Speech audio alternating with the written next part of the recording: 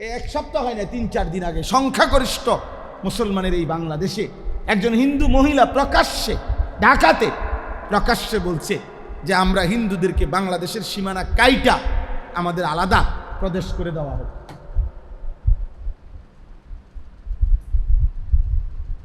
আমাদের বাংলাদেশের আমরা যদি কোনো মুসলমান বলি এখন এই কথা, আমাকে কলজাটা খুলে লাগবে, কলজাটা খুলে ফেলবে। 48টা দেশের পতাকা লাগাইতে কোনো অসুবিধা হয় নাই, কিন্তু কালেমার পতাকা লাগাইছে 4 ঘন্টার ভিতরে নামাইয়া ফেলছে। আস্তে আস্তে আস্তে এটা রাজনীতির হিসাব কই না আমি, আমার ঠিক এর দরকার নেই, আমার বোঝা দরকার। আমি রাজনীতির মানুষ না, আমি আওয়ামী লীগ বিএনপি বুঝি না, আমি জামাত ইসলাম জাতীয় পার্টি বুঝি না, আমার ব্যাপারে সবাই জানে। কিন্তু আমি বুঝাইতে চাই ট্রেনের লাইন 2টা লাইন, এটার উপরে ট্রেন চলে, ড্রাইভার যেই আসুক এই লাইন এটার উপরেই চলতে, লাইন এটার উপরেই চলতে। এই হলো বাস্তবতা। অর্থাৎ বেঈমানরা এইভাবে আমাদেরকে ধরে রাখছে যে কেউই ওই একই নিয়মের মধ্যেই চলতে। ইসলামের জন্য, ইমানের জন্য, আল্লাহর দ্বীনের জন্য পৃথিবীর কোনো মানুষের কাছে কোনো সহযোগিতা, সে যেই হোক, সে আমেরিকা হোক আর ইউরোপ হোক, খোদার কসম সেটা জাতিসংঘ হোক আর যাই হোক, ইসলামের জন্য সহযোগিতা, আল্লাহর কালেমার জন্য, কোরআনের জন্য, দ্বীনের জন্য কোনো বেঈমানের কাছ থেকে, পৃথিবীর কারো কাছ থেকে মিলবে না। যা মিলবে আমাদের ওই আগের রব, আসমানের রব, আমাদের আল্লাহর কাছ থেকেই মিলবে, আমাদের আল্লাহর কাছ থেকেই মিলবে। এটাই বাস্তবতা, এটাই সত্য। আমাদের সুখ, আমাদের শান্তি, আমাদের নিরাপত্তা, আমাদের ইজ্জত, আমাদের সম্মান আল্লাহর কাছে। কার কাছে? কিন্তু আজ বললাম সংখ্যাগরিষ্ঠ মুসলমান বেঈমানের অব্যাহত প্রচারণায় সংখ্যাগরিষ্ঠ মুসলমানের মাথার মধ্যে, অভিভাবক এবং অধীনস্থের মাথায় শুধু টাকা, সম্পদ, উপার্জন। বাপের মাথা তো হইল ফুটকে কেন্দ্র করে মেন টার্গেট কোনো না কোনোভাবে ফুলারে পয়সা কামানের উপযোগী বানানো। মেয়েরে নিয়ে বাপের এক মেন টার্গেট কোনো না কোনোভাবে টাকা পয়সা আছে এমন একটা জামাইয়ের কাছে বিয়ে দাও। এটা হাসিল হইলে অন্য কিছু আছে না নাই এটা দেখার বিষয়। ছেলে যদি রোজগার করে, দেশে হোক বিদেশে হোক, এবার তার মধ্যে দিন আছে না, হালাল হারাম আছে, বাপের এটা নিয়ে মেন টেনশন নাই, পয়সা তো দিতে আছে। এই কারণে আজকে আমাদের কাছে বেঈমানরা বুঝাইছে বাবা কিংবা ছেলে, মা কিংবা মেয়ে, পরিবারের সকলের মূল আলোচ্য বিষয় হলো উপার্জন। মূল আলোচ্য বিষয় কি? রোজগার, রোজগার, রোজগার, উপার্জন। অথচ কোরআনুল কারীমে আল্লাহ তাআলা বলছে ওয়া'মুর আহলাকা বিসসালাহ ওয়াসতাবির আলাইহা, পরিবারের প্রধান তুমি তোমার পরিবারের সদস্যদেরকে শতভাগ সকলকে নামাজের আদেশ করো, তুমি নিজেও নামাজের উপরে মজবুত থাকো। লা নাসআলুকা রিজকা, তোমাদের পরিবারের কারো রিজিক এর জন্য আমি তোমাদের কারো সহযোগিতা আমার লাগবে না। নাহনু নারযুকুকা, আমি আল্লাহ একাই গোটা ফ্যামিলিকে রিজিক দেব। আল্লাহ তাআলা বললেন রিজিকের পেরেশানি আমার, ইবাদত করো, ফিকির করো তোমরা। আমরা টোটালি বিষয়টা উল্টায় ফেলছি, আমরা টোটালি উল্টায় ফেলছি, আমরা বাদ দিয়ে ফেলছি। আমাদের বাপ মা বংশধর সাধারণ থেকে সাধারণ মানুষের ফিকির একটাই, জিফুত বউ বাচ্চা লইয়া খাইয়া দাইয়া কেমন আছে, ঘর আসেনি, বিল্ডিং আসেনি, দালান আসেনি, উপার্জন আছে কিনা, চাকরি আছে কিনা, ব্যবসা আছে কিনা, বিয়ে হয়েছে কিনা, বিদেশ যাবে কিনা, দেশে থাকবে কিনা, এই হলো আমাদের জীবন। তাহলে আখেরাতের ভাবনা ভাববে কি আব্বা? বয়স্ক মানুষ, বুড়া মানুষ পরিষ্কার কয় বাবুরে হুজুর আমার যা করার আমি করছি, অন যদি তারা নামাজ রোজা আল্লাহ খোদা না মানে আমি কি করব? এটা বুঝি কথা হইল? এটা নিয়ে আপনার দায়িত্ব ছিল, আপনি মুসলমান না, আপনার ছেলে মেয়ের ব্যাপারে আপনার বুঝি এই দায়িত্ব ছিল যে আমি মুসলমান বাবা হিসাবে আমার ছেলের প্রতি মেয়ের প্রতি আমার দায়িত্ব ঘর করে দেওয়া, বাজার করে দেওয়া, বিয়ে করায় দেওয়া, বিদেশের লাগিয়া টাকা মিলাইয়া দেওয়া, এই তো মুসলিম বাবার দায়িত্ব তার সন্তানদের প্রতি, নাকি? কথা বলেন না? এটাই জিম্মাদারি। তো দুনিয়া মিললে খুশি, দুনিয়ার হিসাব যদি না মেলে না খুশি। বাপের লগে ফুতের রাগ সানগিয়া টাকা লই, বাপের লগে জির জামাইয়ের লগে ঝামেলা, শ্বশুরের লগে জামাইয়ের টাকা লই, বড় ভাইয়ের লগে ছোট ভাইয়ের ঝামেলা কি নিয়া? টাকা নিয়া। কিন্তু সে যে নামাজ পড়ে না, সে যে আল্লাহরে মানে না, এই নিয়া এই নাফরমান বাপেরও টেনশন নাই, ফুতেরও টেনশন।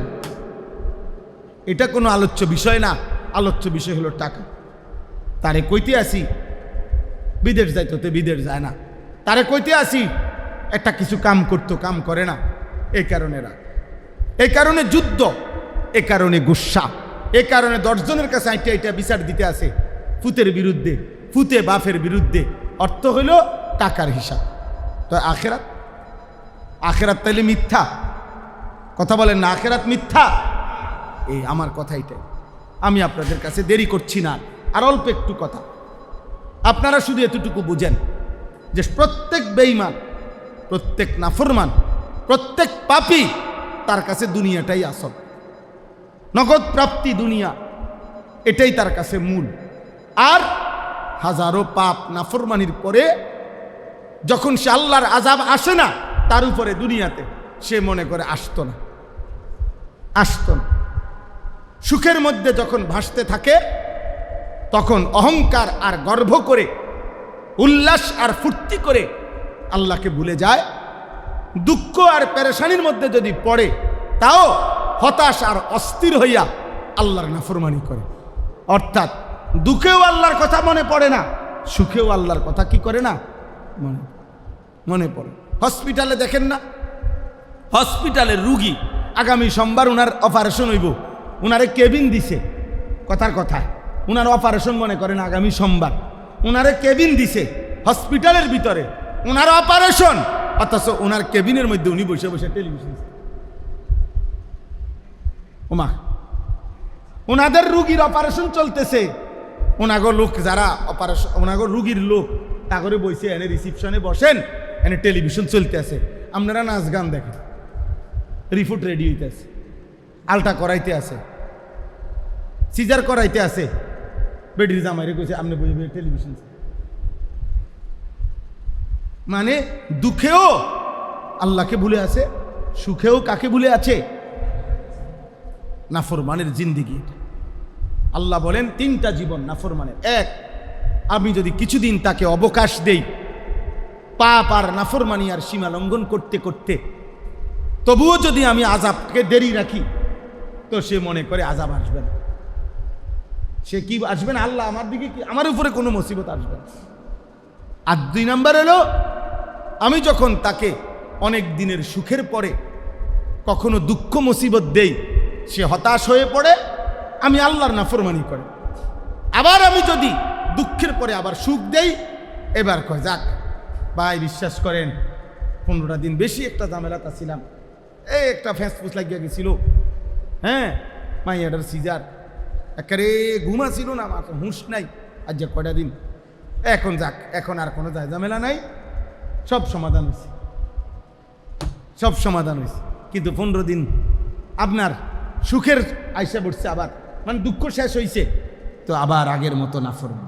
সুখেও আল্লাহকে মনে নাই, দুঃখেও কাকে মনে নাই? আল্লাহকে মনে নাই। আর লাগাতার নাফরমানির পরেও যখন দেখে কোনো মুসিবত আসতেছে না, তো মনে করে আমার উপরে কি আসবে না, আযাব আসবে। আল্লাহ তাআলা বলেন এই সবগুলো হলো বেঈমানের আচরণ, নাফরমানের আচরণ। আর তার বিপরীতে আমার ইমানদার বান্দা সুখেও আমার হুকুমের উপরে সবর করে, দুঃখেও আমার হুকুমের উপরে সবর করে, সুখেও আমার আমল করতে থাকে, দুঃখেও আমার আমল করতে থাকে।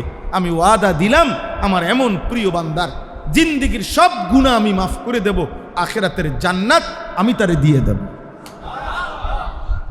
এই কথা শেষ, এই 4 আয়াতে এই কথা। এবার তর্জমা বলি, তাইলে কথা শেষ। এই 4টা আয়াতের বক্তব্য। প্রথম 3 আয়াত নাফরমানের বর্ণনা, শেষের আয়াতটা ঈমানদারের বর্ণনা। এইবার শুনেন, আমি বলি তাহলে বুঝবেন। ওয়ালা ইন আখারনা আনহুমুল আযাবা ইলা উম্মাতিম মা'দুদা ইলা আজালিম মা'দুদা। এখানে উম্মাহ শব্দের অর্থ হলো আজাল। আল্লাহ তাআলা বলেন নাফরমান আর পাপীর জীবন থেকে আমি আল্লাহ তাআলা যদি আযাবকে বিলম্বিত করি, ইলা উম্মাতিম মা'দুদা, একটি নির্দিষ্ট সময় পর্যন্ত আযাব আসবেই, বাকি হয়তো একটু দেরি করতেছি। কারণ আল্লাহ কোরআনে বলছে ইন্না আযাবা রাব্বিকা লাওয়াকি, তোমার রবের আযাব পাপের কারণে আসবেই আসবে। লাইসা লাহু মিন দাফি, সে আযাব কেউ ঠেকাইতে পারবে। আজ না হোক কাল, কাল না হোক পরশু, 10 বছর না হোক 70 বছর, 70 বছর না হোক 100 বছর, 100 বছর না হোক কবর, কবর না হোক হাসরের মাঠ, হাসরের মাঠ না হোক জাহান্নাম। বেঈমান, তোর আযাব তোকে ভোগ করতেই হবে। আল্লাহ তাআলা এটা ফায়সালা। ওয়ালাকিন হাক্কাল কাউলু মিন্নি লাআমলাআন্না জাহান্নামা মিনাল জিন্নাতি ওয়াল ইনস মিনাল ওয়ান নাসি মিনাল জিন্নাতি ওয়ান নাসি আজমাইন। ওয়ালাকিন হাক্কাল কাউলু মিন্নি, আল্লাহ বলেন আমার ফায়সালা লিখিত চূড়ান্ত হয়ে আছে যে আমি আল্লাহ সর্বশেষ হলেও পাপী নাফরমান জিন আর মানুষ দিয়ে জাহান্নাম আমি নিজে পূর্ণ করবই করবই। চোর, ডাকাত, জুয়ারি, মদখোর, নেশাখোর, নারী লুবি, বেনামাজি, বেঈমান, আজ না হোক কাল তোকে এর প্রায়শ্চিত্ত করতে। এত রং বুঝছো না আব্বা? হ্যাঁ, এত রং বুঝছো না? মা কই, আমার মা দে কিছু কয় না, মা তোমারে ডরায়, তো বাবাই তো আমারে কই কিছু কয় না। পারে না ইয়ারি তোমার আব্বা, তোমার ডাকাইতের মতো চুল দেখা তোমার 16 বছর বয়সে তোমার বাপে ভয় পায়। বুঝে যে যেই জানোয়ার বানায় রাখছে চেহারা সুরত, এই জানোয়ারে ডাকে লাভ নাই, বাদ্যুকে খাইতে এসে ভাত খাওয়াই দেয়। সমাজের মুরব্বীরা, মানুষরা ভয় পায় যে যেই হিংস্র চেহারা, এই হিংস্র হাইওয়ানকে দায়িত্ব না, বাদ দাও, নষ্ট হয়ে যাক, হচ্ছে যাক। মানুষ, আমার খুব অবাক লাগে, একটা আম মিয়া ফসাদ থেকে বাঁচানোর জন্য মানুষ কত চেষ্টা করে, আর এই মানুষগুলো পচে যাচ্ছে, যুবকগুলো পচে যাচ্ছে, কারো কোনো মাথা ব্যথা নাই। এদেরকে কে ফিরাবে? চিন্তা করে দেখেন, একটা আম যাতে না পচে এটার জন্য কত কিছু, একটা মাছ যাতে না পচে কত অত্যাধুনিক ফ্রিজ, কত অত্যাধুনিক ফ্রিজিং ব্যবস্থা, কিন্তু নিজের সন্তান পচে যাচ্ছে, এই সমাজের যুবক পচে যাচ্ছে। আল্লাহ আমাদেরকে মাফ করেন। আল্লাহ বলেন লা ইয়াকুলুন্না মা ইয়াহবিসু, এই দেখেন তরজমা শুনেন তাইলে এই কথা শেষ।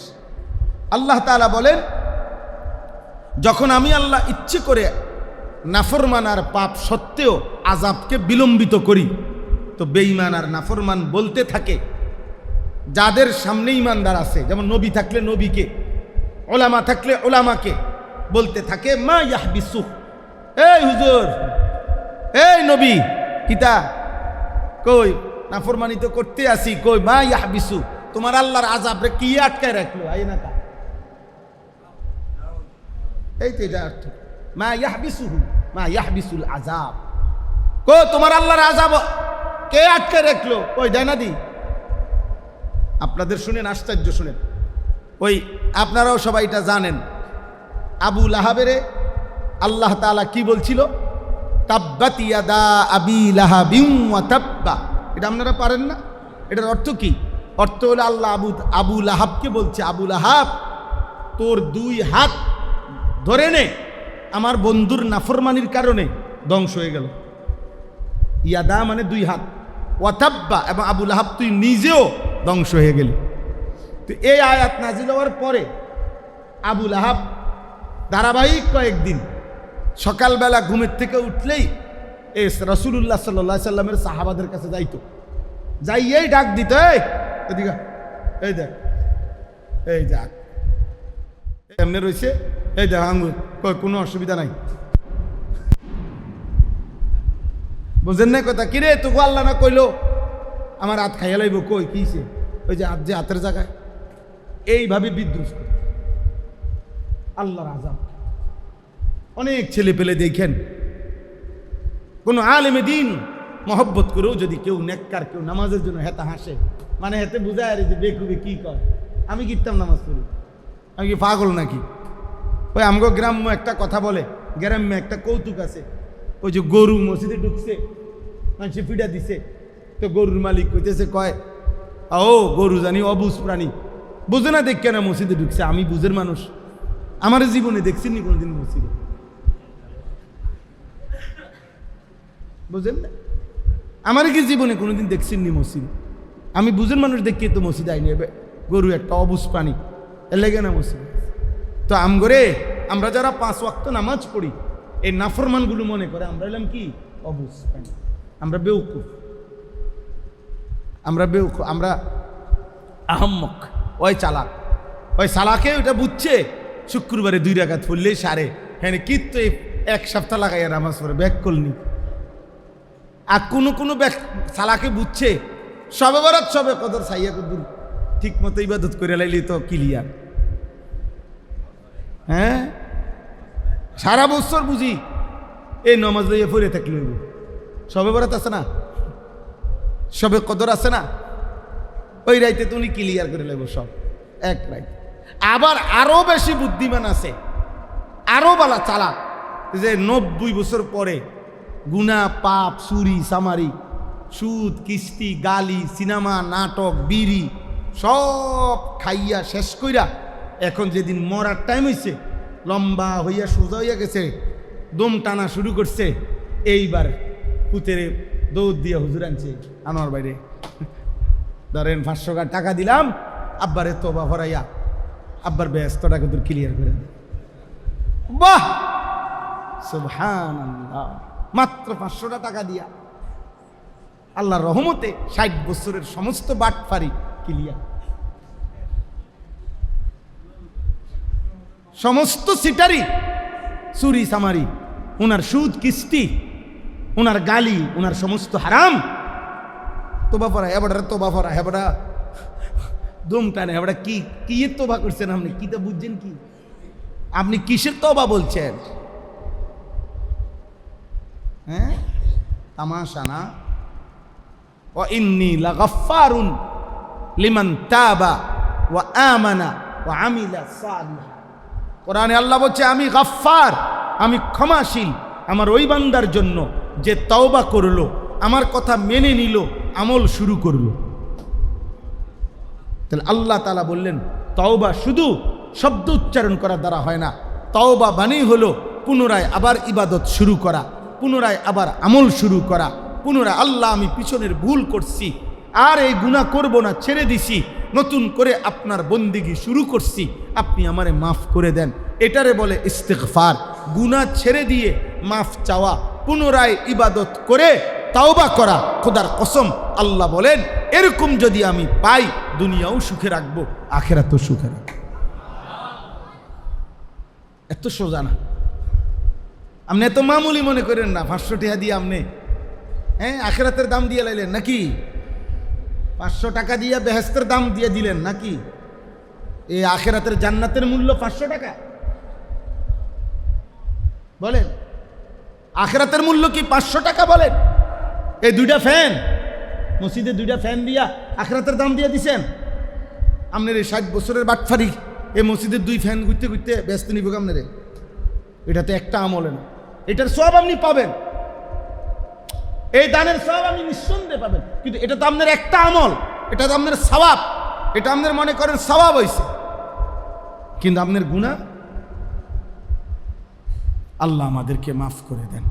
অতএব ছেলেরা বাবা একজনও যদি বুঝে থাকে, দোস্ত চালাক মনে করুন, পাপী চালাক হয় না, অসভ্য চালাক না, চরিত্রহীন চালাক না, লম্পট বেহায়া সে চালাক না, বেপর্দা নারী চালাক না, হারামখোর চালাক না, সুদখোর কিস্তিখোর চালাক না, বরং সে ঘৃণিত, বোকা, আহাম্মক, বেওকুফ, বেআকল সে। আল্লাহ কোরআনে বলছে লা ইয়াকিলুন, লা ইয়াফকাহুন, লা ইয়ালামুন।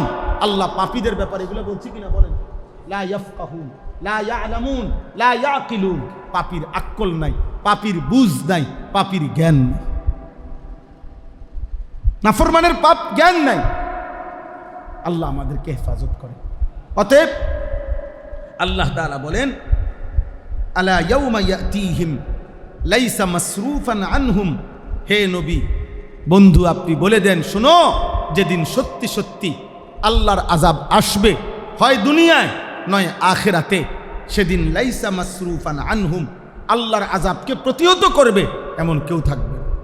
মা লাহু মিন দাফি ওয়া হাকা বিহিম মা কানু বিহি ইয়াস্তাহজিউন। আল্লাহ তাআলা বলেন, যেই আযাবকে নাফরমান ঠাট্টা করছিল, তুচ্ছতাচ্ছিল্য করতেছিল, একদিন সত্যি সত্যি বন্ধু আমি আল্লাহ বলতেছি, বলে দেন, সেই আযাব তাদেরকে ঘিরে ফেলবে, সেই আগুন তাদেরকে কি করে ফেলবে? ঘিরে ফেলবে। এরপরে আল্লাহ বলেন ওয়ালা ইন আযাকনাল ইনসানা মিন্না রাহমাতান। আল্লাহ তাআলা বলেন, শোনো আমার নাফরমান বান্দা কেমন হয়। আমার নাফরমান বান্দা দীর্ঘদিন সুখ ভোগ করার পর আমি আল্লাহ তাআলা তার উপরে যে দয়া করতেছিলাম, সুস্থতা, যৌবন, সক্ষমতা, এগুলো যখন আমি কোনোদিন সুম্মা নাযা'না মিনহু, যদি কখনো তার থেকে ছিনিয়ে নেই কিছু সময়ের জন্য, সুস্থতা যদি সরায়ে ফেলি, নিরাপত্তা যদি সরায়ে ফেলি, ঠিকমতো সব কিছু যদি আমি তাদের থেকে সরিয়ে ফেলি, ইন্নাহু লায়াউসুম কাফুর, সাথে সাথে এই নাফরমান হতাশ হয়ে পড়ে, হাত পাও ছাইড়া দেয়, আর কাফুর, আমি আল্লাহর নাফরমানি করে। খোদা, আর লোক পাইলা না, মুসিবত বুঝি আমার কান্দে আইলা। এই অভিযোগ করলো কাকে? অভিযোগ করলো আল্লাহকে। হতাশ না, যেই বিপদ আইছে ভাই, মনে হয় না আর ঠিক, আর ঠিক। আশ্চর্য, একবারও আল্লাহর নাম বলে না, আল্লাহকে ডাকে না। আল্লাহ তাআলা বলেন, এই নাফরমান দুঃখে, সুখের পরে যখন দুঃখ আসে, হতাশ হয়ে যায়, আমি আল্লাহর নাফরমানি করে। ওয়ালা ইন আযাকনাহু, এই 3 নম্বর আয়াত, ওয়ালা ইন আযাকনাহু না'মা বা'দা দাররা মাসাতহু। আবার দীর্ঘদিন আযাব, মুসিবত, পেরেশানি, বিপদ ছিল, সেটা যখন আমি সরিয়ে আবার পুনরায় তাকে আমি নিয়ামত দেই, সুখ দেই, তো এইবার সে বলে ওঠে লা ইয়াকুলান্না, এই বেঈমান এবার বলে কি, যাহাবাস সাইয়্যাতু আন্নি, ভাই কিছু যায় ঝামেলা ছিল সব দূর হয়ে গেছে, এখন ক্লিয়ার। আমি কয়দিন আগে একজন জিজ্ঞাসি, ভাই আমি চিনি উনারে, একটু পেরেশানিতে ছিল, যায় ঝামেলা, মামলা সামলা, হামলা, অনেক ঝামেলায় ছিল। আমি বললাম, এই দিন দেখা হয়েছে, আবার বললাম কি অবস্থা এখন? হুজুর মোটামুটি গুছাই নিছে, মিলাই নিছে, আর মিলাই নিছে, বুঝেন না কথা? হ্যাঁ, এখন নতুন যারা, তাদের সাথে পুরাতন মিলাই নিছে, যে ঠিক আছে ভাই এখন আপনি খান, আগে তো আমি খাইছি। হ্যাঁ, বুঝেন নাই হিসাবটা? আগে আমি সামনে ছিলাম, আপনি পিছে আসিলেন, এখন আপনি সামনে থাকেন, আমি পিছে আছি, মিলাই নিছি। আস্তাগফিরুল্লাহ। আহা, আল্লাহ তাআলা বলেন ইন্নাহু লাফারিহুন ফাখুর। নাফরমান আবারও পুনরায় সুখ পাইয়া উল্লাস করে, ফারিহুন আর ফাখুর, অহংকার করে, আবার আমাকে ভুলে যায়, মনে পড়ে না আমি আল্লাহকে। তাহলে আল্লাহ তাআলা বলেন, দুঃখেও বেঈমান আমাকে মনে করে না, সুখেও বেঈমান আমাকে কি করে না, মনে করে। শেষ আয়াত, ইল্লাল্লাযীনা সাবারু ওয়া আমিলুস সালিহাত। তবে আমার যেই সকল বান্দা সকল অবস্থায় সবর করে, সুখে কিংবা দুঃখে, আনন্দ কিংবা বেদনা, সর্বাবস্থায় যারা সবর করে। সবর মূলত অর্থ হইল, আমরা যদিও বুঝি যে সবর শব্দের অর্থ ধৈর্য, আসলে সবরের প্রধান অর্থ হইল আল্লাহর বিধানের উপরে মজবুত থাকা। অর্থাৎ আমার দ্বারা গুনাহও হবে না, আমার দ্বারা আমলও ছুটবে না, এই মজবুতির সাথে টিকে থাকা, আল্লাহর হুকুমের উপরে, এটাকে বলা হয় মূলত সবর। ইনকিবাজুন নফস খাউফা ইরতিকাবিল কবিহ, গুনাহ আর পাপে লিপ্ত হওয়ার ভয়ে অন্তরকে সংকুচিত করে রাখা, হায়া বলে এটাকে, সবর বলে এটাকে, হায়া বলে। মজবুত থাকা, মজবুত থাকা। আল্লাহ বলেন এই আমার যেই বান্দা এরকম সবর করে, মজবুত থাকে, যে আমি সুখে কিংবা দুঃখে গুনাহও করব না, ইবাদতও কি ছাড়ব না। আবার ও আমিলুস সালিহাত, নেক আমলগুলো করতে থাকে। আল্লাহ বলেন উলাইকা লাহুম মাগফিরাতুন ওয়া আজরুন কাবীর, আমি আল্লাহ তাআলা তাদের জিন্দেগীর সমস্ত গুনাহ মাফ করে দিব এবং আজরে কবীর, সর্বশ্রেষ্ঠ বিনিময় জান্নাত দিয়ে দেব, জান্নাত দিয়ে দেব। এজন্য আমার ভাই, আমরা মুমিন, আমরা মুসলমান, আমরা ঈমানদার, আমাদের আল্লাহ আছে, আমাদের নবী আছে, আমাদের কোরআন আছে, আমাদের ধর্ম আছে। আমরা বিশ্বাস করি, ইয়াকিন করি, সুখে কিংবা দুঃখে আল্লাহর পক্ষ থেকে। আমি যখন হাসি তাও আল্লাহর পক্ষ থেকে, আমি যখন কাঁদি তাও আল্লাহর পক্ষ থেকে। আমার যখন সুস্থতা তাও আল্লাহর দান, আমার যখন অসুস্থতা তাও কার ইচ্ছা? আল্লাহর ইচ্ছা। আমার লাভ হইতেছে আল্লাহর ইচ্ছা, আমার লস হইতেছে আল্লাহর ইচ্ছা, আল্লাহর ইচ্ছা।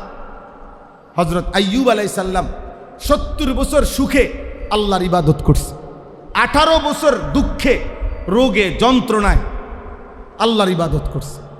তো 18 বছর পরে যখন সুস্থ হয়েছে, আইয়ুব আলাইহিস সালাম আল্লাহকে জিজ্ঞেস করছে, কিতাবে আছে যে হে মহান আল্লাহ, আয় আল্লাহ আপনি 18 বছর ধরে একটানা আমারে এ কষ্টে, মুসিবতে, রোগে রাখলেন কেন? এমনি জানতে চাইছে। আল্লাহ তাআলা বলছে, আইয়ুব আমি দেখতে চাইছিলাম সুখের সময় 70 বছর তুমি আমারে যেমন ডাকছো, দুঃখের সময় তুমি আমাকে ডাকো কিনা। আমি সাক্ষী দিচ্ছি আইয়ুব, তুমি সুখেও আমাকে ডাকছো, দুঃখেও আমাকে ডাকছো। কিন্তু তোমার প্রশ্ন, দুঃখ আমি তবুও এতদিন দিলাম কেন? তো আল্লাহ তাআলা বলছে, আইয়ুব সুখের সময় 70 বছর তুমি আমারে ডাকছিলা, আমি অভিযোগ নাই আমার তোমার প্রতি, কিন্তু বিশ্বাস করো আইয়ুব, আমার জাতের কসম, আল্লাহ বলছে 70 বছর সুখের সময় আমারে যে তুমি ডাকছো, 18 বছর দুঃখ আর যন্ত্রণার রোগের সময় আমারে যে তুমি ডাকছো, আল্লাহ পাক বলেন আমার জাতের কসম আইয়ুব, দুঃখ আর বেদনা, রোগ আর শোকের সময় আমারে যে ডাকছো, এই ডাকে আমি বড় বেশি। 70 বছরের ডাকের চাইতে অসুস্থতার 18 বছরের ডাকে আমি আল্লাহ মজা পাইছি বেশি, আমি মজা পাইছি বেশি। আমি তোমার সুখের ডাকও শুনছি, দুঃখের ডাকও শুনছি, কিন্তু আমার দুঃখ ভরা, বেদনা ভরা ডাক আমার ভালো লাগছে বেশি। এই জন্য আমি তোমার দুঃখের ডাক শুনতে চাইছি, এই জন্য এত লম্বা তোমারে দুঃখে রাখছি। তাইলে আব্বা, আল্লাহ তাআলা বলেন ইল্লাল্লাযীনা আমানু ওয়া আমিলুস সালিহাত, একজন ছেলেও যদি বুঝো, একজন ছেলে, ভাইয়া তো তোমাকেই বলছি, আমার কোনো দল নাই, আমি কোনো নির্বাচনে প্রার্থী না, আমি কোনো আস্তে আস্তে মানুষ জমাইতেছি এমন না। অতএব আমাদের স্বপ্ন এটাই, একজন হোক 10 জন হোক, কখনো কোথাও কেউ যদি আল্লাহর দিকে ফিরে, আল্লাহর দয়ায়, এটাই আমাদের কি সার্থক, এটাই আমাদের সার্থক। আল্লাহর দিকে কোনো এক বান্দা ফিরবে, আল্লাহকে চিনবে, আল্লাহর ইবাদত করবে, এই সফলতা, এই সফলতা আল্লাহ আমাদেরকে তৌফিক দান করে। আমাদের সমস্ত মাদ্রাসা, আমাদের মসজিদগুলো, ওলামায়ে কেরাম, তালিবে এলেম, সব কিছু নিয়ে আমাদের ফিকির এটাই। এই যে মাদ্রাসাগুলো কি করে, মাদ্রাসাগুলো আমরা কি বুঝি না? কতজন কত বিদ্রুপ করে, আমাগো আয় কম, আমাগো টাকা কম, আমাদের দুনিয়াবি পদ পদবি কম, আমাদের সরকারি মূল্যায়ন কম, আমাদের আর্থিক সমৃদ্ধি কম, এত কথা শোনার পরে আমরা কি বুঝি না? কথা বলেন না? আমরা কি 1 লাখ টাকা সুদে লাগাইলে, 10 লাখ টাকা সুদে লাগাইলে কিছু লাভ হইব? আমরা এটা বুঝি না? এটা না বুঝার আছে কিছু? বলেন না? বাটপারি সিটারি করলে, লোন নিলে, কিস্তি নিলে আমিও বড় ব্যবসা করতে পারবো, এ কথাটা আমি বুঝি না? কথা বলেন না? এটা না বুঝার কি আছে? কিন্তু আখেরাত, আখেরাত, মৃত্যুর পরবর্তী জীবন, সেটা কি হবে? এজন্য হৃদয়ে যার আখেরাত, হৃদয়ে যার কবর, হৃদয়ে যার পরকাল, ওইখানে মনে পড়লে না সে থাইমা যায়। আর এটা যে ভুলে যায়, যে আল্লাহর দ্বীনের কাজ করে, আল্লাহর ইবাদত করে, আল্লাহর বন্দিগি করে, আল্লাহর দ্বীন নিয়ে ফিকির করে, তার পুরা নজর উপরের দিকে, আখিরাতের দিকে, হাসরের ময়দানের দিকে। দেখার বিষয় হলো সেখানে কি হবে, আমাকে সেখানে কি নামে ডাকবে, আমার ডান হাতে আমল নামা মিলবে কিনা, হাসরের ময়দানে আল্লাহ তাআলা আমাকে কি বলবে, মিজানের পাল্লায় আমার কি হবে, ফুলসিরাত পার হতে গেলে আমার কি হবে। এই নজর সামনের দিকে নজর। শিকারীর নজর থাকে সামনের দিকে, শিকারীর নজর সামনের দিকে থাকে। আখিরাতের প্রত্যাশী যে, তার নজর থাকবে সামনের দিকে, আখিরাতের দিকে। আল্লাহ তাআলা আমাদেরকে তৌফিক দান করে। কোরআনুল কারীমের মধ্যে আল্লাহ তাআলা বলছেন, প্রত্যেক নেককার ঈমানদার আল্লাহর প্রিয় বান্দা যারা জীবনভর ঈমান আমল ইবাদতের উপরে ছিল, মৃত্যুর পূর্বেই আল্লাহর কুদরতে আল্লাহ পাকের একদল ফেরেশতা মালাকুল মউত আজরাইল আসার আগেই ওই ব্যক্তির কাছে চলে আসবে, এসে বলবে যে হে আল্লাহর বান্দা, দুনিয়ায় তুমি পরিবার বাচ্চা কাচ্চা যা রেখে যাচ্ছ, এদের ব্যাপারে তুমি কোনো চিন্তা করবা না। আর সামনে কবর থেকে নিয়ে যত ঘাটি আছে জান্নাত পর্যন্ত, কোনো ঘাটির ব্যাপারে তুমি কোনো ভয়ও করবা না। বরং আমরা এখনই তোমাকে দুনিয়ায় থাকতেই, জান কবজের পূর্ব মুহূর্তেই আমরা আল্লাহর পক্ষ থেকে তোমাকে জান্নাতের সুসংবাদ শুনায় দিলাম। এই তিনটা জিনিস নেককার বান্দার কাছে ফেরেশতা এসে বলে, ওই ছেলে তুমি তার হাত ছেড়ে দাও, এই বেটা ওর কাঁধে ছেড়ে দাও বেটা, আহাম্মক কোথাকার, এটা অসভ্যতা বেটা। অনেক ছেলে মনে করবেন এই যেই সমস্ত উপযুক্ত ছেলে 14, 15, 16 বছরের ছেলে পেলে একজন আরেকজনের জোরে জড়াইয়া ধরে, এরা অসভ্য, এর আখলাক ভালো না, মনে রাখবেন, বুঝেন নাই? এটা বদ আখলাক, এটা মহব্বত না, এটা শাহওয়াত, এটা অসভ্যতা। মানুষের কাছে বুঝাইছে এটা ভালোবাসা, মহব্বত না, এটা মহব্বত না, এটা অসভ্যতা, এটা নোংরাম। এজন্য বালেগ এক্ষেত্রে ফরহেজ করা উচিত। অনেক ছেলে পেলে বুঝে না এটা, মনে তামাশা যাদের জীবন, তাদের জীবনের কোনো কিছুর মধ্যে সৌন্দর্য নাই। অসভ্যতা যাদের জীবন, মনে রাখেন তার জীবনের কিছুতেই সুন্দর নেই, কোনো কিছুতে। গুনাহ যার জিন্দিগি, তার জীবনের কোনো কিছুর মধ্যে সৌন্দর্যতা নেই। পাপ যার জীবন, পাপীর জীবনের কোনো কিছুই সুন্দর হয়, কোনো কিছু। এবং পাপীর সবচেয়ে বড় লানত হইল, পাপীকে কোনো একক অবস্থার উপরে স্থির থাকতে দেয় না ইবলিস। কারণ সে তাকে সারাক্ষণ ঘুরায়, এক এক সময় এক এক রং, এক এক সময় এক এক ঢং, এক এক ঢং। আল্লাহ এবং তার রসুল থেকে বিচ্ছিন্ন মানে সে কেন্দ্র থেকে বিচ্ছিন্ন। সে কেন্দ্র থেকে যখন কেউ বিচ্ছিন্ন হয়ে যায়, এবার আর তার কোনো স্থিরতা হয় না। আমরা যখন সিদ্ধান্ত নিলাম আমি রাসূলুল্লাহ সাল্লাল্লাহু আলাইহি ওয়াসাল্লামের সুন্নাত মোতাবেক চুল, চেহারা, দাড়ি, কাপড়, পোশাক পরব, এবার গোটা পৃথিবী 800 কোটি মানুষও যদি ভিন্ন ভিন্ন মডেলের পোশাক পরে, কাপড় পরে, সাজে গুজে, আমার কিছু আসে যায় না। আমার টার্গেট, আমার কেন্দ্র আমার রাসূল সাল্লাল্লাহু আলাইহি ওয়াসাল্লাম। বুঝেন নাই? এবারটা সহজ। এবারে অন্য কি মনে করে, ভাল লাগে না কেরুম লাগে, এটা আমনে বুঝেন। আমার কেন্দ্র ঠিক আছে, আমার যে আমার নবী সাল্লাল্লাহু আলাইহি সাল্লামই হচ্ছে আমার কি কেন্দ্র। কিন্তু ফাসেক যেগুলো আপনি দেখেন, আমি সবসময় এটা বলি, এই যে সমস্ত চুল্লা ফোলাফাই, এদের একক কোনো চুল আছে কিনা জিগা, বলে তুই আজকে 10 বছর ধরে একই মডেলের চুল রাখুনি, হ্যাঁ বলতে পারবে। বুঝেন না? একই মডেলের প্যান্ট পরো কিনা সে বলতে পারবে না। একই জামা পরো কিনা, গেঞ্জি পরো কিনা বলবে না। যখন যেটা তাল ওড়ে, যখন যেটা মার্কেট আয়, দোকানদারে কয় এটা চলছে, কাছে তো এটাই দেন। সেলুনের নাফিতে বলে এখন এই ডিজাইনটা আসছে নতুন, এটা দেখতে পারে, কয় হ্যাঁ এটা কাটে। তাইলে বেচারাকে ডিজাইন দেয় নাফিতে,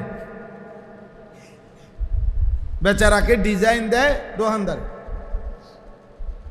দোকানদার। সিনেমার নর্তকী অ্যাডভার্টাইজের ব্যাড হইতে, ও ফুটবলের খেলোয়াড়, ক্রিকেটের খেলোয়াড়। বাহ, এই জন্য এটা দুর্ভাগ্য। সবসময় মনে রাখবা বাবা, ছেলেরা যাদেরকে তোমাদেরকে বললাম না, ফাসেক কখনো স্থির হইতে পারে না, পাপী কোনো নির্দিষ্ট পয়েন্টে স্থির হইতে পারে না, তার নির্দিষ্ট কোনো কি না স্থিরতা হয় না, সে এই ছন্ন ছাড়ার মতো ঘুরতে থাকে। আল্লাহ আমাদেরকে মাফ করে দেন। চলেন তো বলতেছিলাম, আল্লাহ তাআলা কোরআনুল কারীমের মধ্যে 25 জন নবী এবং রাসূলের নাম উল্লেখ করেছেন। তন্মধ্যে 5 জন এমন নবীর নাম আছে কোরআনে, যেই 5 জন নবী মানুষদেরকে আল্লাহর দিকে ফিরাবার জন্য, নিজের কওম, নিজের সম্প্রদায়কে আল্লাহর দিকে ফিরানোর জন্য কুফর, শিরিক, মূর্তি পূজা, জুলুম, অন্যায়, অনাচার, পাপ, অশ্লীলতা, গুনাহ থেকে ফিরাইবার জন্য জান প্রাণ আপ্রাণ চেষ্টা করছেন। কিন্তু বদনসিব কওম, দুর্ভাগা জাতি, প্রতিনিয়ত আল্লাহর নাফরমানি, শিরিক, কুফর, পাপ এর সীমা লঙ্ঘন করছে। অর্থাৎ নবী যতই ডাকছে ততই তারা আল্লাহর থেকে দূরেই সরছে, পাপের সীমা অতিক্রম করে ফেলছে। ফলে আল্লাহ তাআলা ওই 5 জন নবীকে, উনাদের যে কওম, এই 5 জন নবীর সম্প্রদায়, জাতিকে আল্লাহ তাআলা চিরতরে একেবারে গোষ্ঠী শুদ্ধা ধ্বংস করে দিছে আল্লাহর আযাব দিয়ে। একদিন আল্লাহর আযাব আসছে, ওই আযাবে এই 5 জন নবীর কওম, কোরআনে যাদের বর্ণনা বিস্তারিত আল্লাহ উল্লেখ করছেন, যাদের কওমকে আল্লাহ তাআলা একেবারে আযাব দিয়া শেষ করে দিছে। ছোট বড়, নাবালক সাবালক, কোলের বাচ্চা, পেটের বাচ্চা, দুধের বাচ্চা, জওয়ান, বুড়া, নারী, পুরুষ, একদম শেষ করে দিছে আল্লাহ তাআলা। এরকম 5 জন নবীর ঘটনা কোরআনুল কারীমে আছে। সেই 5 জন নবী হলো নূহ আলাইহিস সালাম, 2 নম্বরে হলো হুদ আলাইহিস সালাম, 3 নম্বর হলো সালেহ আলাইহিস সালাম, 4 নম্বর হলো লূত আলাইহিস সালাম, 5 নম্বর হলো শুআইব আলাইহিস সালাম। এই 5 জন নবী, যাদের কওম আল্লাহর এই জমিনে সবচেয়ে বেশি পাপের, নাফরমানির, গুনার, অবাধ্যতার সীমা লঙ্ঘন করছে। ফলে আল্লাহ তাআলা এই 5 জন নবীর জাতিকে একেবারেই ধ্বংস করে দিয়েছে। নূহ আলাইহিস সালামের কওমকে আল্লাহ তাআলা পানি দিয়ে শেষ করে দিয়েছে। হুদ আলাইহিস সালামের কওমকে আল্লাহ তাআলা ঘূর্ণিঝড় দিয়ে শেষ করে দিয়েছে। সালেহ আলাইহিস সালামের কওমকে আল্লাহ তাআলা একজন ফেরেশতার বিকট চিৎকার দিয়ে, মানে একজন ফেরেশতা চিৎকার দিছে, আওয়াজ, এক চিৎকারে কান ফাইটা পুরা জাতি মরে গেছে।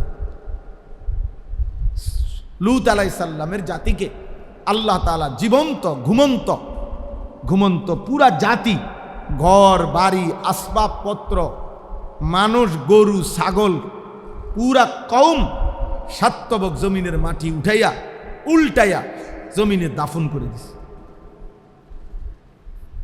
শুআইব আলাইহিস সালামের জাতি ওই সালেহ আলাইহিস সালামের কওমের মতো ফেরেশতার বিকট চিৎকার দিয়ে রাত গভীরে, ফজরের পূর্ব মুহূর্তে আল্লাহর আযাব, কান ফাইটা সব মরে গেছে। তো প্রত্যেক নবী, এই 5 জন নবীর ঘটনা কোরআনুল কারীমের মধ্যে বহু সূরার মধ্যে আছে। তন্মধ্যে সবচেয়ে বিস্তারিত আযাবের বর্ণনা এই সূরার মধ্যে, সূরা হুদ। এই 11 নম্বর সূরা। এজন্য কুরআনুল কারীমের মধ্যে সবচেয়ে বেশি আযাবের বর্ণনা কোন সূরায়? সূরা হুদের মধ্যে, সূরা হুদ। এই সূরা পড়লে কলিজা কাঁপ দিয়া ওঠে। এই সূরা শুনলে, কোরআনের তাফসীর শুনলে হৃদয় কেঁপে ওঠে। এবং আল্লাহ তাআলা এই নবীদের বিস্তারিত, এই 5 জন নবীর ঘটনা এই সূরাতে আছে একসাথে পরপর। এবং 5 জন নবী কি পরিমাণ কাকুতি মিনতি করছে নিজেদের কওমের কাছে, এবং নিজেদের কওমের লোকেরা কি পরিমাণ ব্যঙ্গ, বিদ্রুপ, ঠাট্টা, মস্কারি, জুলুম, নির্যাতন করছে, আর শেষ পর্যন্ত আল্লাহর আযাব আসছে। এই কথাগুলো আল্লাহ তাআলা এখানে খুব উল্লেখ করছে বিস্তারিত। যেদিন নবী সাল্লাল্লাহু আলাইহি ওয়াসাল্লামের উপর এই সূরাটি নাজিল হলো, আযাবের বর্ণনাগুলো নবী শুনলেন। এর কিছুদিন পর আল্লাহর নবী সাল্লাল্লাহু আলাইহি ওয়াসাল্লামের দাড়ি মুবারকের কয়েকটা চুল সাদা হয়ে গেছে। হযরত আবু বকর সিদ্দিক রাদিয়াল্লাহু তাআলা আনহু বললেন, ইয়া রাসূলুল্লাহ, আপনার দাড়ি মুবারকের চুল তো সাদা হয়ে গেছে, আপনি তো বুড়ো হয়ে যাচ্ছেন। কাদ শাইয়াবতা। আল্লাহর নবী সাল্লাল্লাহু আলাইহি ওয়াসাল্লাম বললেন, আবু বকর শোনো। নবী চোখের পানি ফেলে বললেন, সূরা হুদ, শাইয়াবাতনি হুদ, সূরা হুদের আযাবের বর্ণনা আমারে বুড়া বানায় ফেলছে, আমাকে বুড়া বানায় ফেলছে। এই সূরার মধ্যে আল্লাহ তাআলা এই 5টি জাতির নাফরমানি আর পাপ এমন বর্ণনা দিছে আল্লাহ, আমার কলিজার মধ্যে কাঁপ ছুটে গেছে। আমার ভয় হচ্ছে এই পাপগুলো যদি আমার উম্মত করে তাদের জানি কি হবে আযাব। এই ভয়ে আমার উম্মতের পেরেশানিতে, আল্লাহ তাআলার আযাবের ভয়ে আমার দাড়ির চুল সাদা হওয়া শুরু, আমি বুড়ো হয়ে যাচ্ছি, এমন টেনশন। মানুষ অনেক সময় বলে এই ঘটনা, প্রেক্ষাপট, বিভিন্ন পরিস্থিতি, হুজুর মনে হয় যেন আমি 3 দিনে 30 বছরের বুড়ো হয়ে গেছি। মানে এমন পেরেশানি গেছে আমার উপরে। মানুষ কথার প্রসঙ্গে এমন কি বল, টেনশন মানুষকে দুর্বল করে দেয়। তো এই আযাবের বর্ণনা, ওনাদের আযাব ছিল, আরে পাপ ছিল, এই 5টি জাতির লম্বা বিস্তারিত বর্ণনা করার সুযোগ নাই। আমি শুধু বলতেছি আর কি মোটা দাগে। একজনও যদি বুঝে, একটা ছেলেও যদি বুঝে, একজন বাবাও যদি বুঝে, আমরা সব সময় আজকে 22 বছর আলহামদুলিল্লাহ এই ওয়াজের ময়দানে কোনো দিনও এই আশা করি না যে কয়জন বদলাইলো, কয়জন কি হলো, এটা আমার হিসাব না। আমার হিসাব হলো বলে যাও, আমার জিম্মাদারি বলতে থাকা, চেষ্টা করতে থাকা, বলতে থাকা, যখন যেমনে যেভাবে সুযোগ পাই বলতে থাকা, 1 জন 10 জন 1000 জন, এটা কোনো বিষয় না। তো দেখেন এই 5টা জাতি যাদেরকে আল্লাহ তাআলা আযাব দিয়ে চিরতরে ধ্বংস করে দিছে, এদের মূল পাপ ছিল 3 ধারায়। 1 নম্বর, তারা প্রত্যেকেই শিরিক করত। কি করত? শিরিক। এই 5টা কওম। 2 নম্বর, তাদের অন্যতম দ্বিতীয় পাপ ছিল উপার্জনের মধ্যে হারাম রোজগার করত। 3 নম্বর, তাদের লজ্জাস্থানের চাহিদা পূরণের ক্ষেত্রে হারাম করত। হারামভাবে লজ্জাস্থানের চাহিদা পূরণ করত, হারামভাবে উপার্জন করত, আর কি করত? এই 3টা পাপ এতটাই জঘন্য যে প্রতিবারই যখন করছে সীমা লঙ্ঘন, আল্লাহ তাআলা আযাব দিয়ে শেষ করে দিয়েছে। আজকে এই জন্য প্রতিনিয়ত আমি সারা দিন রাত, আমি আজকে ফজরের পরও বয়ান করছি কুমিল্লা ইউনিভার্সিটির ছাত্রদের কাছে, কুমিল্লা কোটবাড়ি, বাদ ফজর 2 ঘন্টার মতো, 2.25 ঘন্টার মতো বয়ান করছি। ফজর ক্যাম্পেইনের আমাদের কাজ করছে। ফজরের নামাজের জন্য মুসল্লি বাড়াবার চেষ্টা, ফিকির একটাই, এই যে আমাদের ছেলেগুলোরে কোনো না কোনোভাবে কাউরে বুঝানো যে আব্বা তুমি যা করতেছো লজ্জাস্থানের চাহিদার জন্য, এই নারী, ছবি, অশ্লীল, অসভ্যতা, বেহায়াপনা, হারাম প্রেম, হারাম আড্ডা, ছেলে ছেলে অপকর্ম, ছেলে মেয়ে অপকর্ম, নিজের হাত নিজের লজ্জাস্থানে অপকর্ম, রাতভর উলঙ্গ ছবি দেখা, দিনভর নর্তকী দেখা, মানে এই সবটা বিষয় তার একটাই, তার লজ্জাস্থানের হারাম চাহিদা কি পূরণ, তার হারাম যৌন চাহিদা পূরণ। আহা, এই জানোয়ার তো ধীরে ধীরে, এই নিকৃষ্ট হাইওয়ান তো মানুষ থেকে জানোয়ারে রূপান্তরিত হচ্ছে, আর একদিন তো তার দুনিয়া আখেরাত ধ্বংস হয়ে যাবে, একদিন তো ধ্বংস হয়ে যাবে তার দুনিয়া আখেরাত। হারাম যৌন চাহিদা, এই নারী ছবি, এই জিনা ব্যভিচারের আকাঙ্ক্ষা, ছোট ছোট বাচ্চা 12 বছর, 14 বছর, 15, 16 বছর, 18 বছর, এদের এই বয়সী অসংখ্য ছেলে মেয়ে ব্যভিচারী, হারাম গুনায় লিপ্ত, হারাম গুনায় লিপ্ত। নাহলে এত কম বয়সী, আপনি বলেন, এত কম বয়সী ছেলে মোবাইলের জন্য এরকম পাগল কেন? একটাই কারণ, নারী। অপরিপক্ক বয়স, কোনো চাকরি না এটার মধ্যে, উপার্জনের কিছু না, তার কোনো ব্যবসা না, তার কোনো পড়ালেখার কাজ না, কিন্তু এমনিতে শুধু সারাক্ষণ মোবাইল ব্যবহার করতে পাগল যত ছেলে যত মেয়ে, একটাই কারণ, তার লজ্জাস্থানের চাহিদা। আপনি পরীক্ষা করে দেখেন, খোঁজ নিয়ে দেখেন, একটা সপ্তাহ পরীক্ষামূলক, আপনি 1 সপ্তাহ শুধু পরীক্ষামূলক, তাইলে সমস্ত নারীর ছবি বড় মোবাইল থেকে ডিলিট করে দেওয়া হোক, যেই কোনোভাবেই ডিকলে, যে কোনো অপশনে গেলেই নারীর কোনো কি আসে না, ছবি আসে না, এরকম 1 সপ্তাহ থাকুক, দেখবেন আপনি 1 সপ্তাহের মাথায় দেখবেন লক্ষ লক্ষ বড় মোবাইল রাস্তাঘাটে পড়ে গেছে, অথবা কেউ এগুলা দিয়া বাঙ্গারি মালের কাছে চালাইতেছে, কাম নাই তো এটা দিয়া, অসভ্যতাই নাই তো, এটা দরকার কি? এক এক ছেলে পেলের দিকে তাকাইয়া দেখেন, চোখ ভিতরে ঢুকে গেছে, ছোট মানুষ, অল্প বয়স্ক, কিন্তু চাফা চেহারা, চেহারার দিকে তাকাইলে মায়া হয় যে গুনাহ করতে করতে, আল্লাহর নাফরমানি করতে করতে চোখ ভিতরে চলে গেছে। এই অবস্থা, এই হালাত, একটাই কারণ, গুনাহ। মায়ের খবর নাই, বাবার খবর নাই, অভিভাবকের কোনো খবর নাই, কারো কোনো পেরেশানি নাই, সন্তান সন্তানের মতো নষ্ট হইতেছে, বাবা বাবার মতো রোজগার করতেছে, সন্তান সন্তানের মতো নষ্ট হয়ে যাচ্ছে, মা মার মতো করে প্রতিদিন এক তালে রান্না বান্না করতেছে।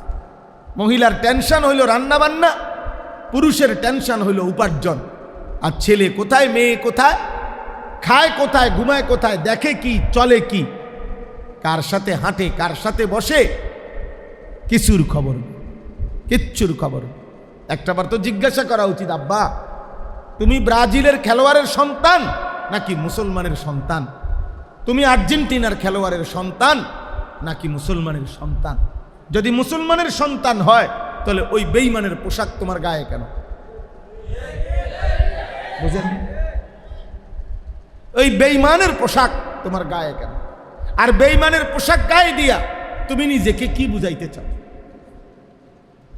তুমি কি বুঝাইতে চাচ্ছ বলেন?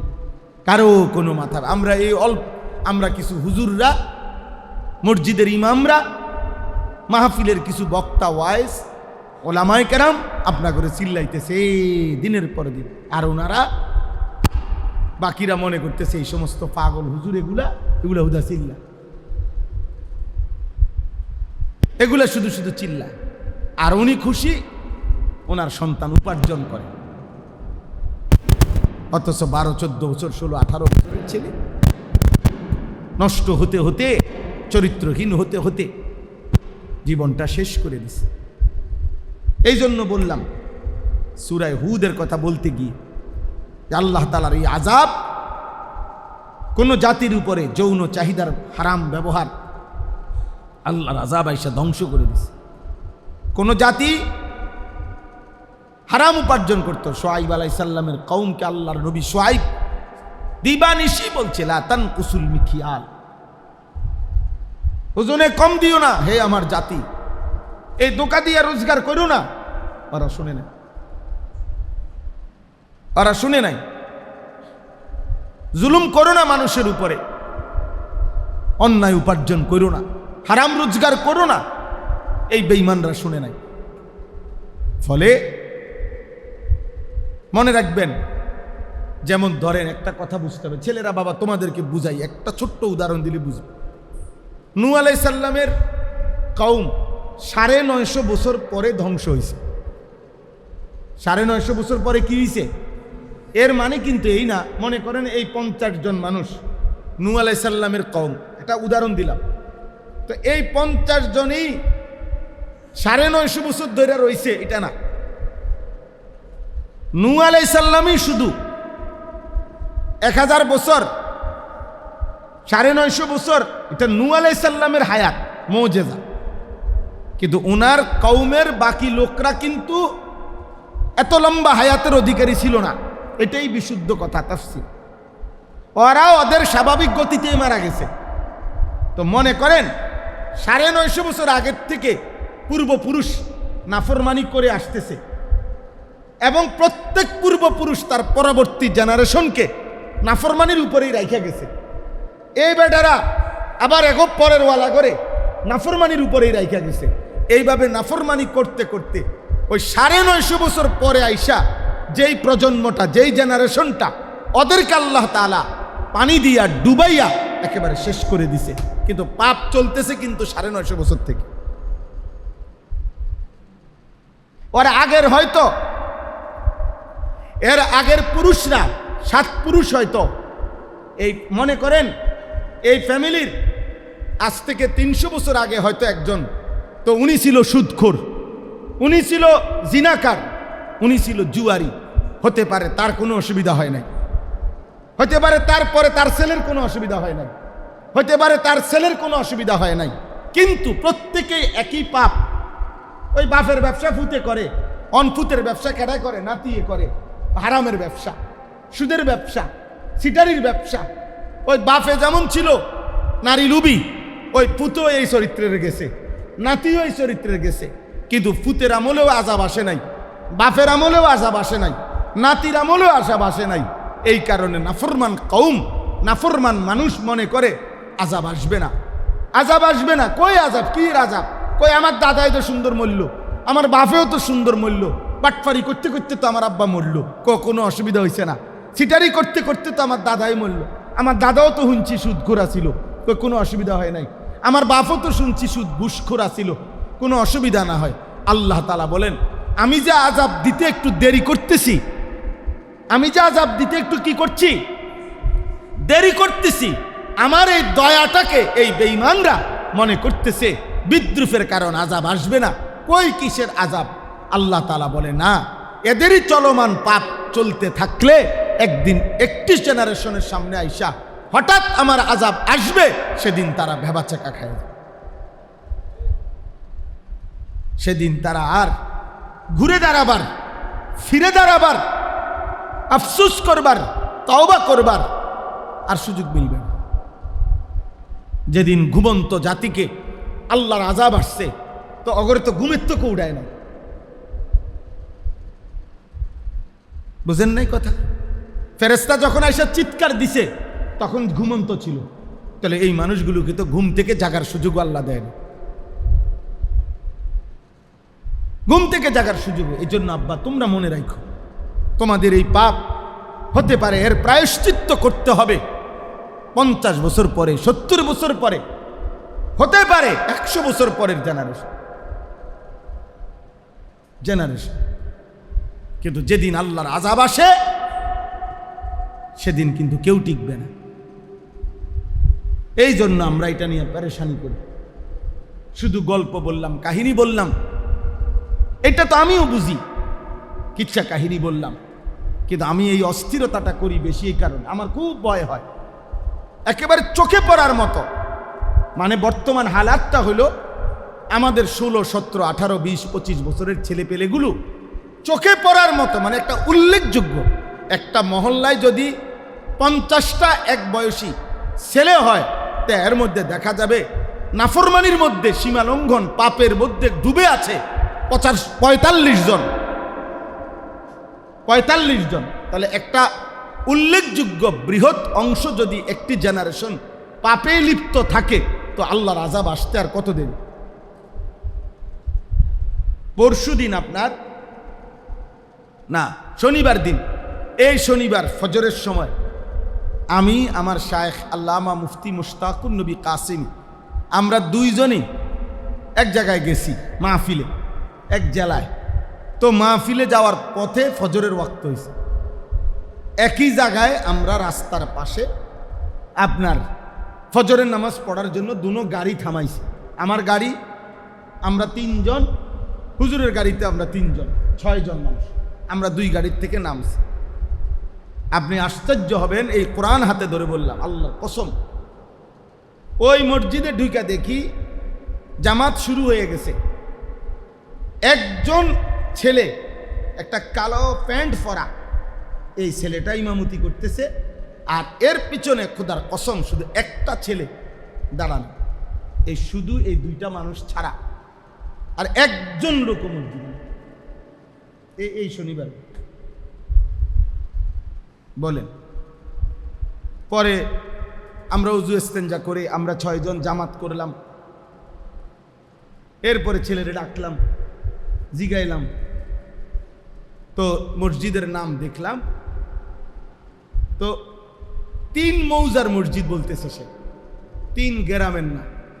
আগের দিন মৌজা কয়েক গ্রাম মিললে 1 মৌজা, 3 মৌজার মসজিদ এটা।